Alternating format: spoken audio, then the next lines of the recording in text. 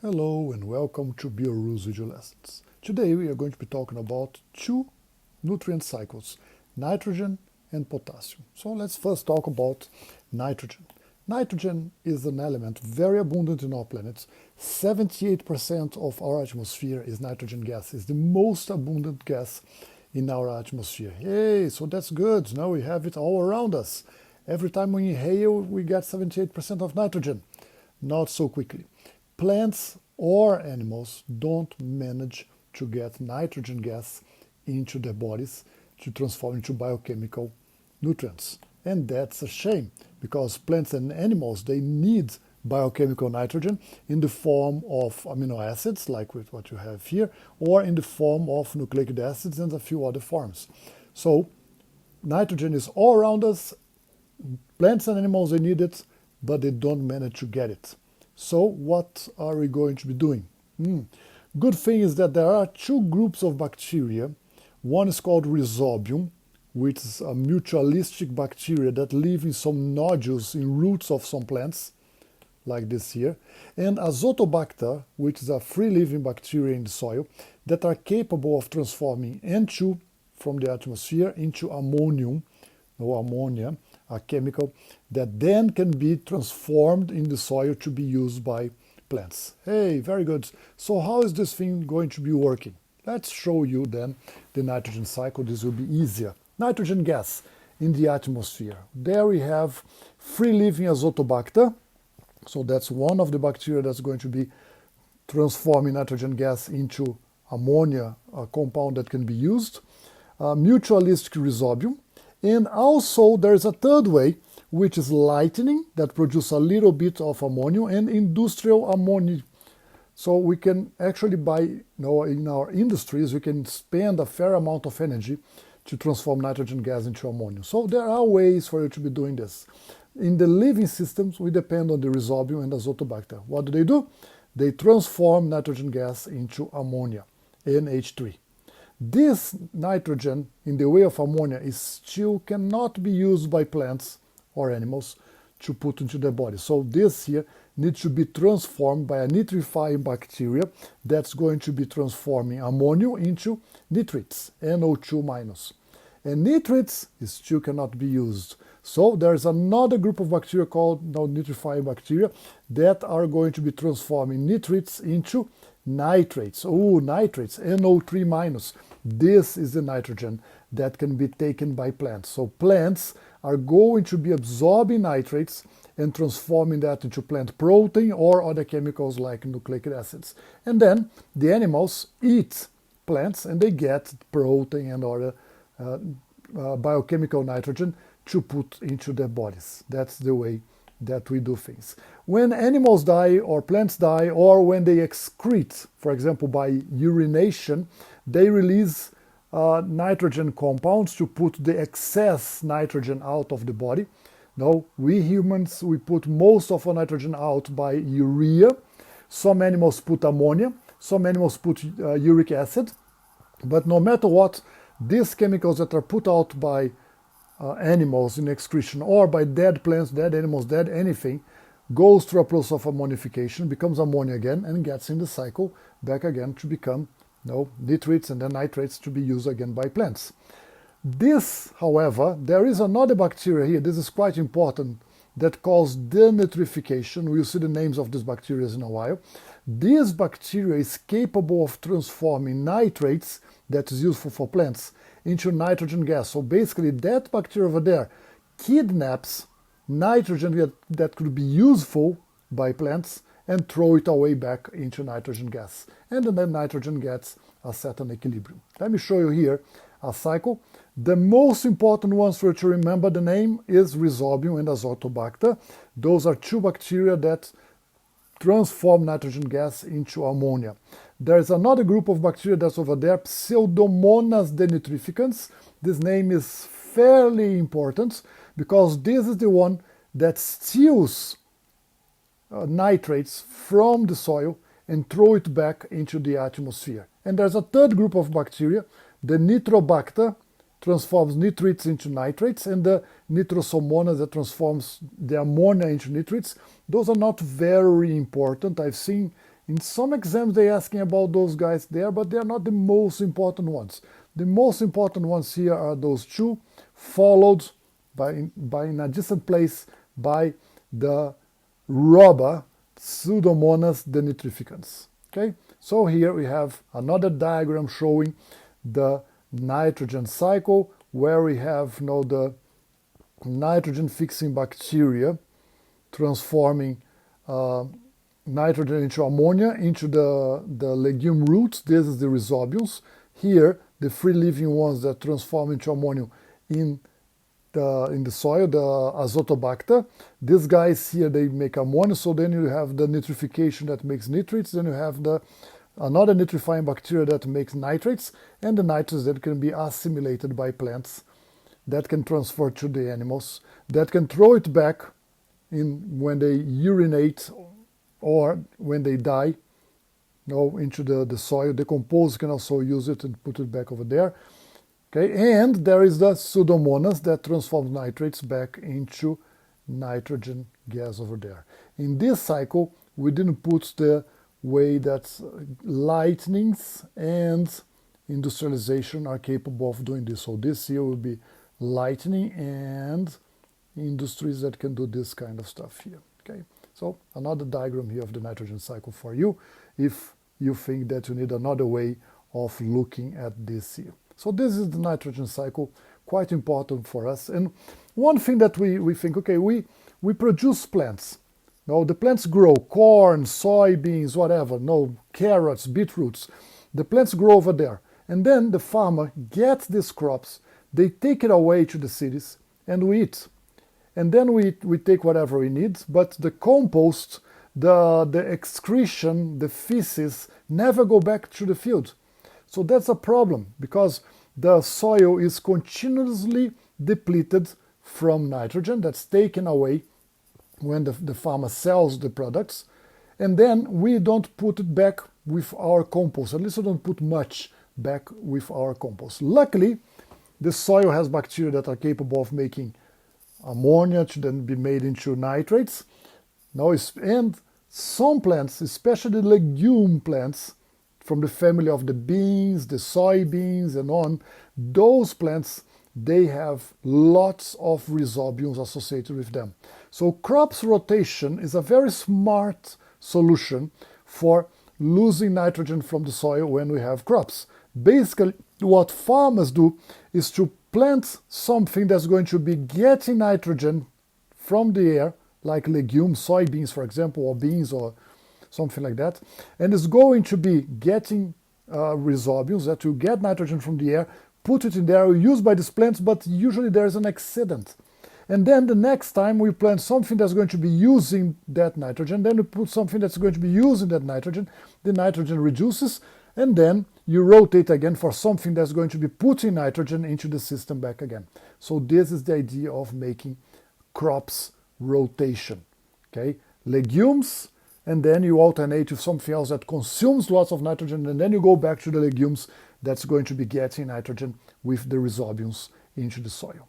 Okay, one important thing for us to pay attention with nitrogen especially is that some situations favor the development of Pseudomonas. So Pseudomonas here loves waterlogged areas. So basically areas that get submerged with no still water over there.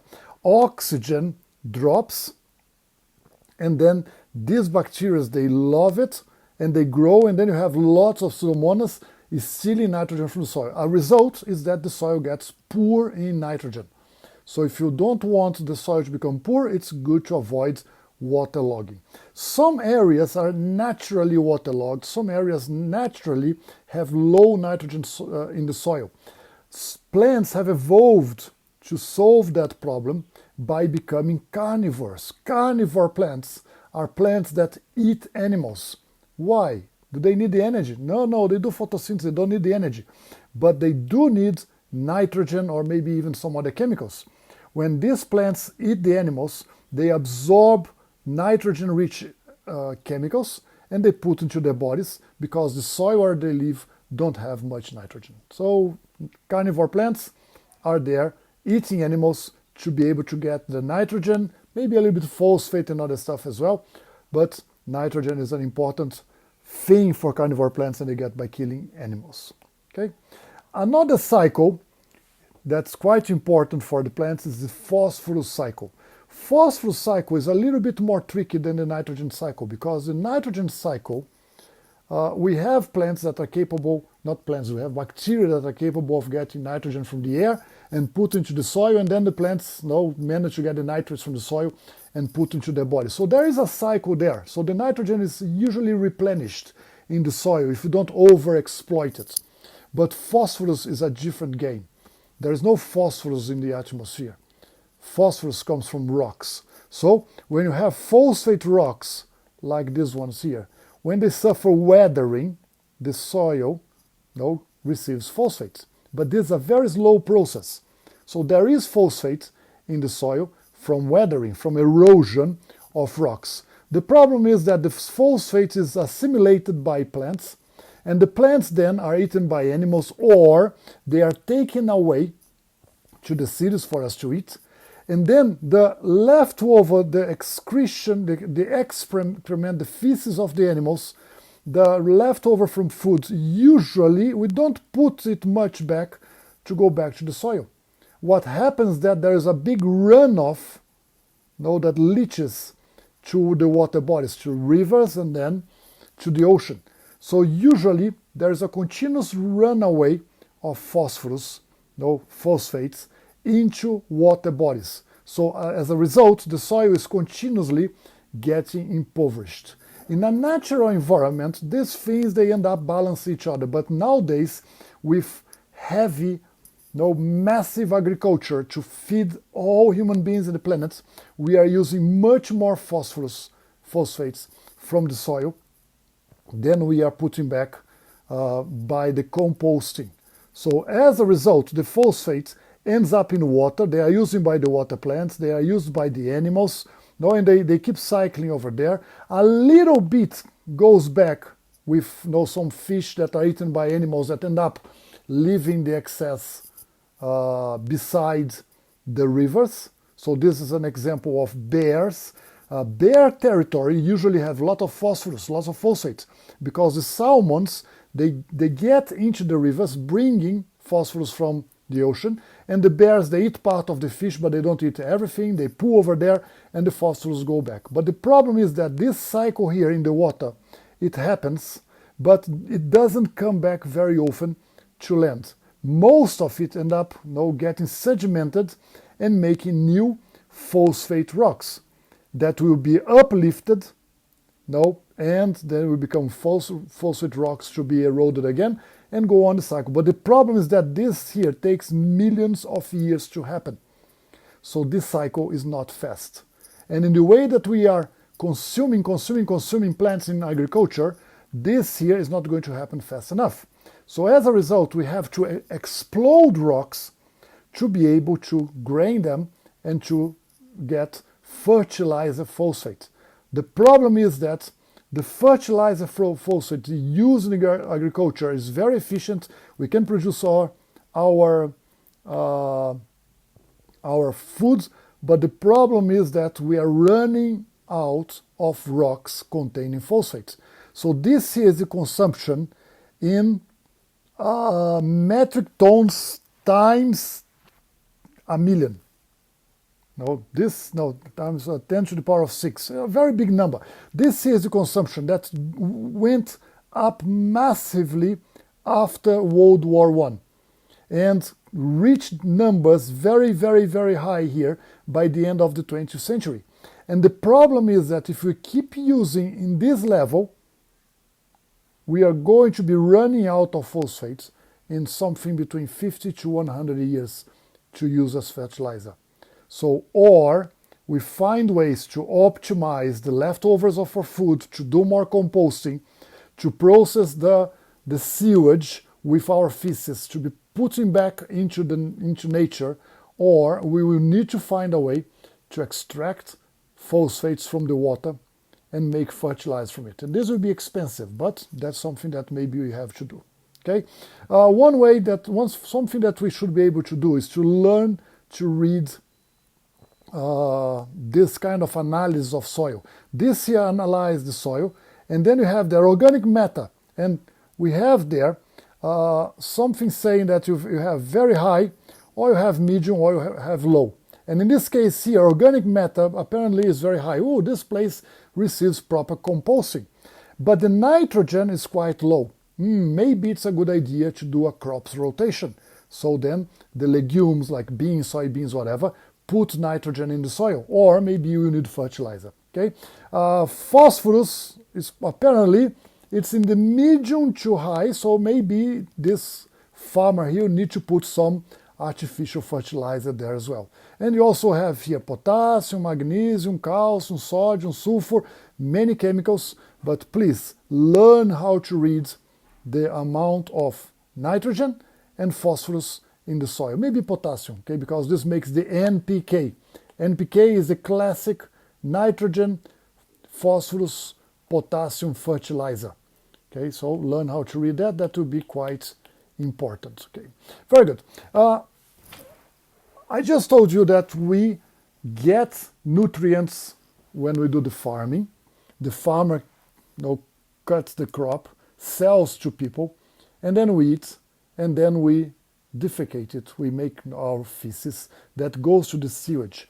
And the problem is that the sewage, sometimes it's treated, sometimes not very well treated, and it might end up in water bodies. And what happens if it goes to water bodies is that there will be a lot of nutrients for plants in water, especially some algae, to grow. And they love that bunch of nutrients. And they grow a lot, they grow exponentially.